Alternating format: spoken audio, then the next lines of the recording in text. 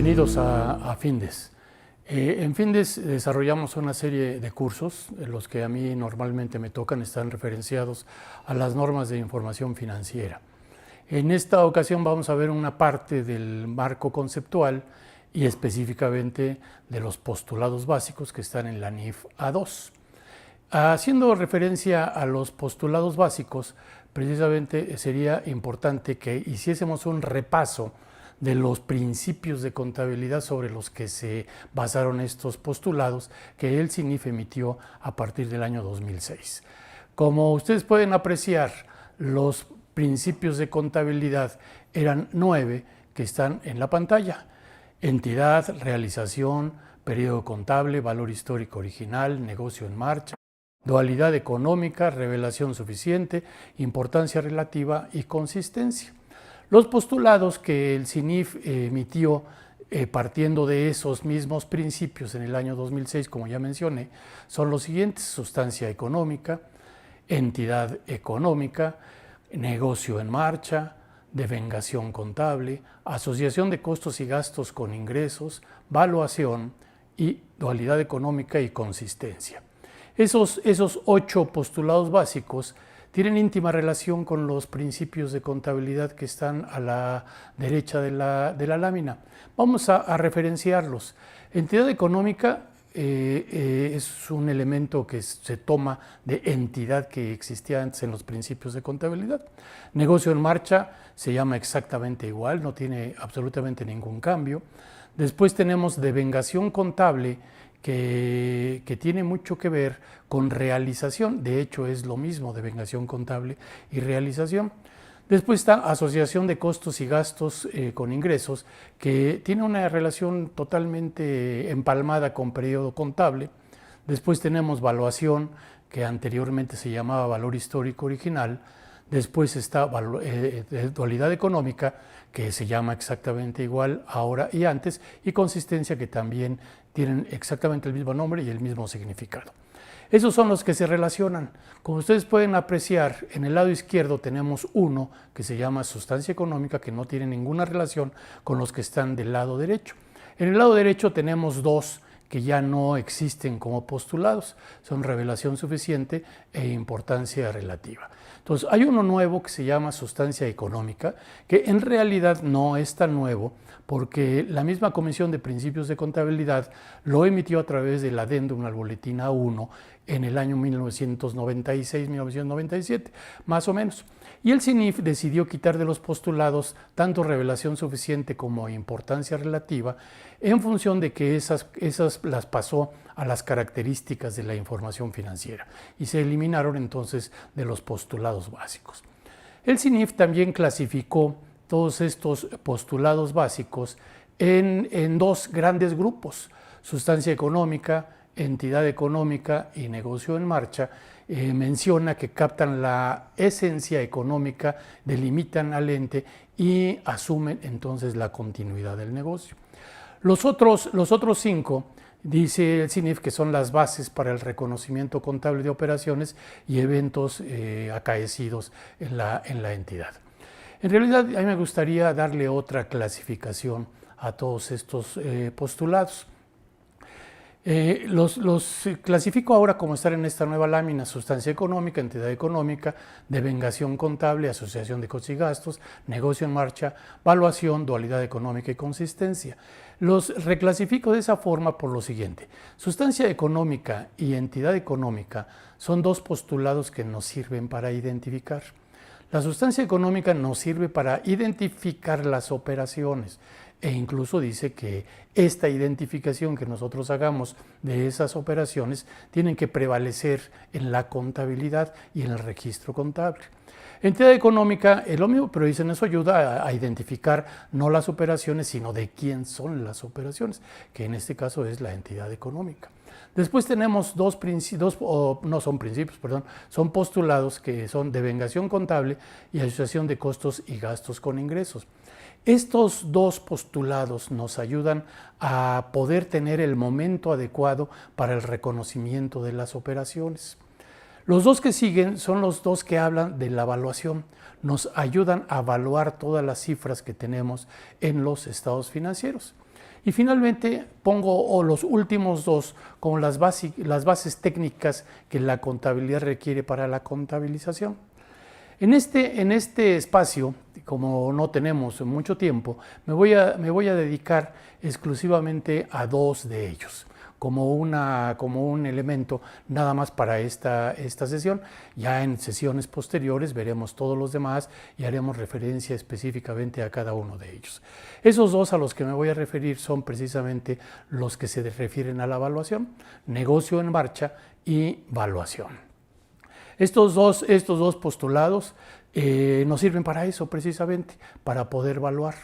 Negocio en marcha dice: la entidad económica se presume en existencia permanente dentro de un horizonte de tiempo ilimitado, salvo prueba en contrario, por lo que las cifras en el sistema de información contable representan valores sistemáticamente obtenidos con base en las NIF.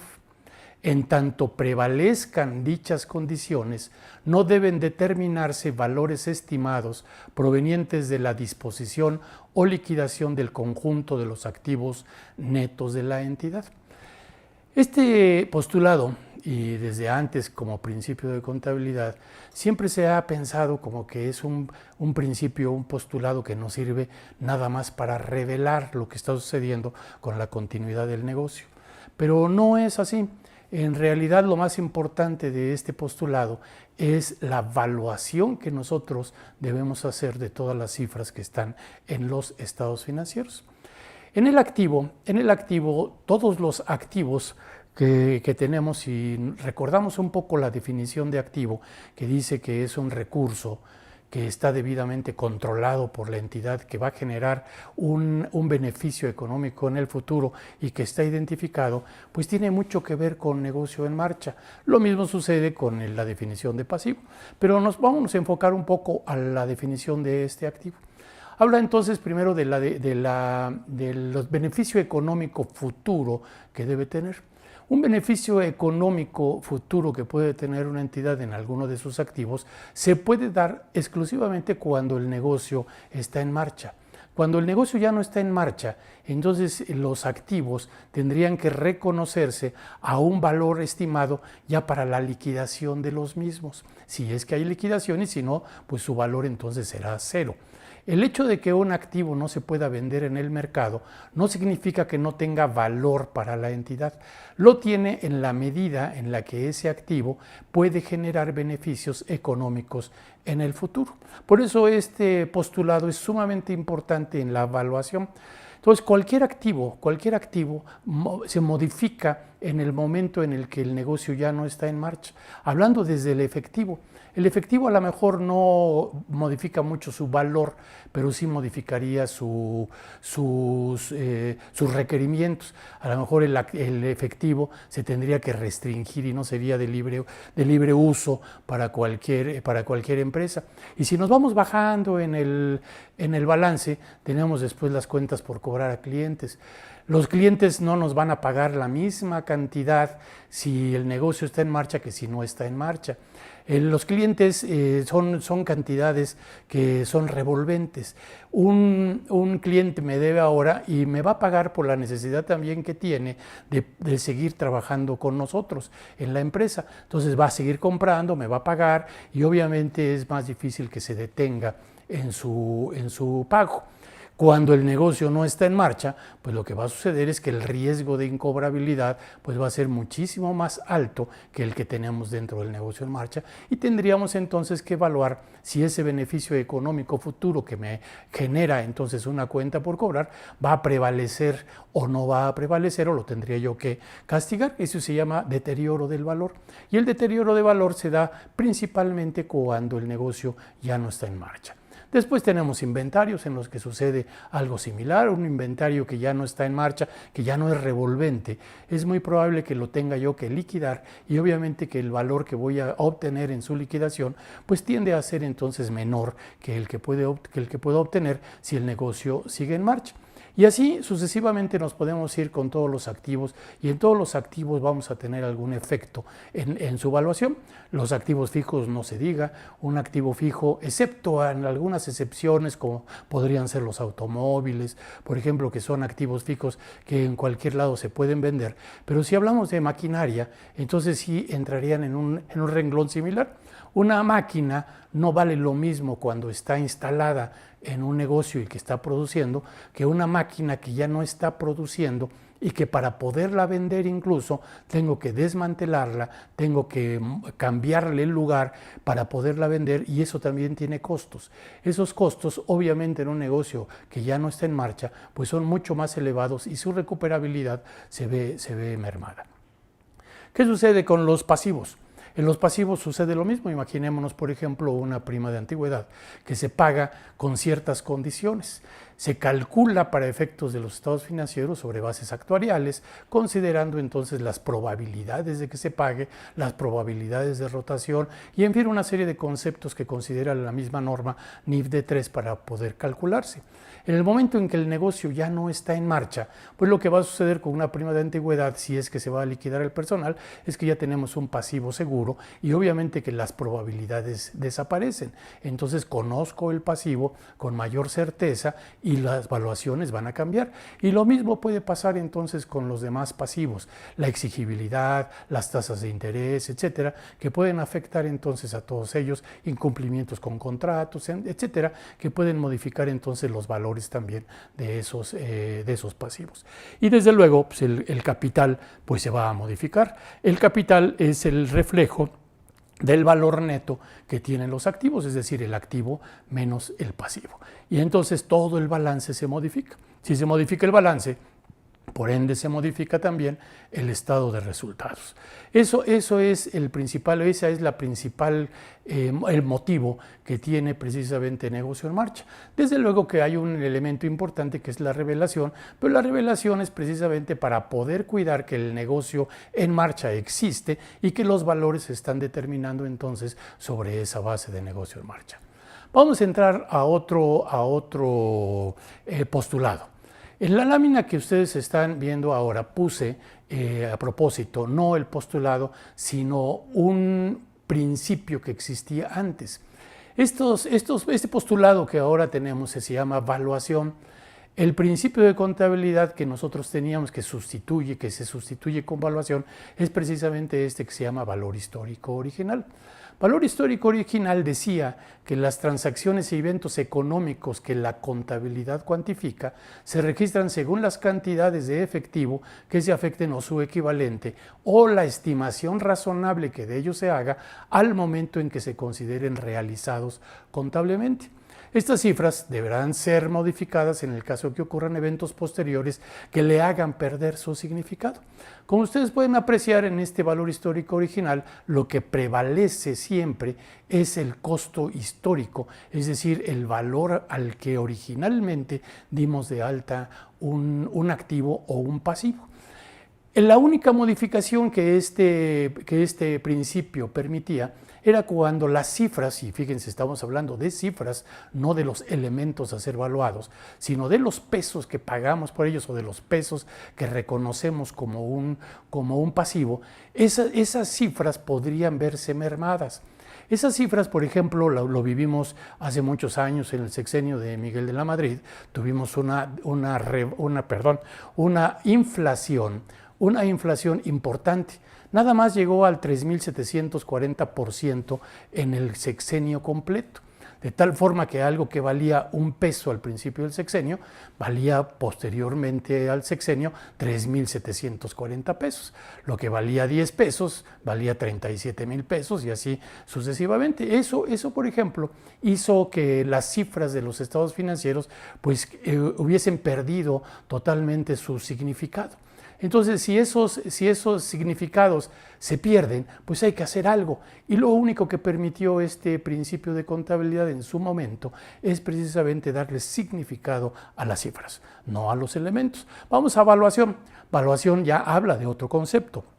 Evaluación es un concepto que viene a modificar la contabilidad en forma sustancial. Y ahí tendríamos que ver los efectos que todo esto va a tener. Si ustedes ven, la evaluación habla de otras cosas. Dice, los efectos financieros derivados de las transacciones, transformaciones internas y otros eventos que afectan económicamente a la entidad deben cuantificarse en términos monetarios. Pero fíjense lo que dice inmediatamente después, atendiendo a los atributos del elemento a ser evaluado, con el fin de captar el valor económico más objetivo de los activos netos. Entonces aquí sí ya este postulado nos está llevando a una contabilidad total y absolutamente diferente. En la NIF A5 se hace referencia al mantenimiento del capital. El mantenimiento del capital, dice esa NIF, que incluso está basado en la misma norma internacional, dice que puede ser un mantenimiento financiero o puede ser un mantenimiento físico. En el principio de contabilidad de valor histórico original estábamos hablando de un mantenimiento financiero y ahí no había vuelta de hoja, era el mantenimiento que nosotros teníamos que darle forzosamente al capital. Es decir, nosotros calculábamos los activos y los pasivos en función a los movimientos que tenían en dinero cuando se iban realizando y cuando se iban devengando. Pero eran esos movimientos los que nos afectaban en los estados financieros. Al hablar de evaluación, ya estamos hablando entonces de un mantenimiento físico de los activos y de los pasivos. Ese mantenimiento físico se refiere principalmente al valor que puede tener un elemento en el momento en el que lo vamos a evaluar. Es decir, los activos los vamos a evaluar en función al beneficio económico que efectivamente me va a generar en el futuro. Y los pasivos también los vamos a evaluar en el presente, al valor presente del futuro que van a tener entonces todos esos pasivos. Como ustedes ven, en el concepto de evaluación, la contabilidad puede variar absolutamente. Es cuestión de que cada uno de nosotros pensemos y vayamos un poco más adelante para ver cuál es el efecto que todo este tipo de circunstancias van a tener. El mantenimiento físico del capital se refiere entonces al costo que tiene la entidad de todos sus activos y pasivos. La evaluación se refiere entonces en realidad al valor razonable que tiene la entidad. Y este es un punto que yo invito a todos ustedes a reflexionar para ver qué es lo que realmente queremos de los estados financieros como elaboradores de los mismos. O dejamos, porque la norma internacional permite que cualquiera de los dos mantenimientos se lleve a cabo y que la entidad es la que decide qué tipo de mantenimiento quiere. En la norma mexicana, en el A5, no dice eso, dice que las propias NIF definen cuál es el mantenimiento a darle seguimiento en cada uno de los rubros del balance. Sin embargo, todo esto va evolucionando. En la actualidad no hay más que una sola norma, que es un boletín ya un poco viejo, que es el E1, que después ya retomó el CINIF, y es la NIF E1, que habla de agricultura. Esa es la única norma en la que se exige que los activos agrícolas y los activos biológicos se evalúen a valor razonable. Si ese fuese el único activo que tuviese una empresa agrícola, pues entonces la empresa agrícola valdría lo que vale su activo, que es el activo biológico, o en el momento de la cosecha, los activos agrícolas, que son como sus inventarios. Esa es la tendencia que tenemos entonces ahora en la contabilidad. Estos dos postulados son los que vamos a ver nada más el día de hoy, y los invitamos a que participen con nosotros a revisar todo el marco conceptual. Muchas gracias.